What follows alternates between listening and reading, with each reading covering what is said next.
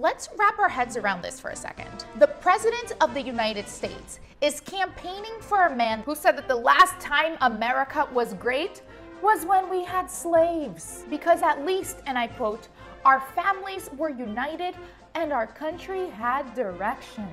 This is a man who believes that we have drive-by shootings and gun violence, not because America has more guns than people, but because we teach our kids science in school, also known as evolution. We have kids driving by shooting each other that they don't even know each other. They're acting like animals because we've taught them they come from animals.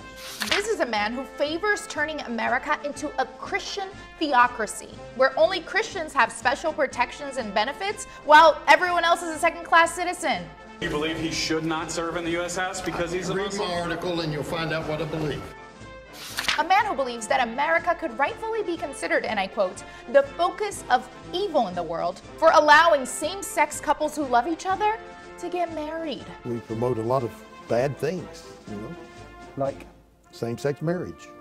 That's the very argument that Vladimir Putin makes. Well, then maybe Putin is right. Maybe he's more kin to me than I know. Because to him, homosexuality is obviously tantamount to beastiality and should be illegal.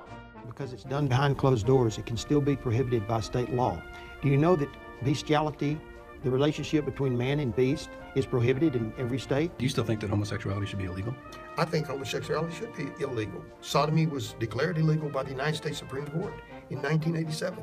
It said there was no right under the Constitution to enlarge the fundamental rights of homosexuals. A man that blames the indiscriminate massacre of 20 6 to 7-year-old children in Newtown, Connecticut, and the 9/11 attacks on, and I quote, godlessness. Wonder why we're having problems in Newtown, Connecticut? Because we've forgotten the law of God.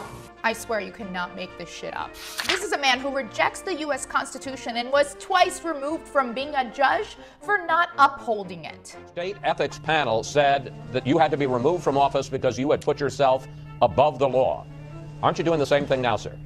I was obeying the First Amendment of the United States Constitution, which does not prohibit the acknowledgement of God. And as the media has made clear, this is a man that did have a thing for 14-year-old girls when he was in his 30s. But then again, according to some evangelicals, Joseph and Mary had an age gap too, so pedophilia is perfectly okay.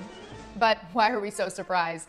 That's just the Republican Party putting the Christ back in Christianity and setting even lower standards for entry than malls in Alabama. I was told that he was bothering girls in the mall, that he was approaching them and talking to them. Girls, when you're saying girls, teenage girls.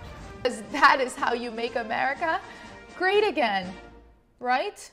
This guy's screaming, we want Roy Moore. He's right. Are you listening? Damn.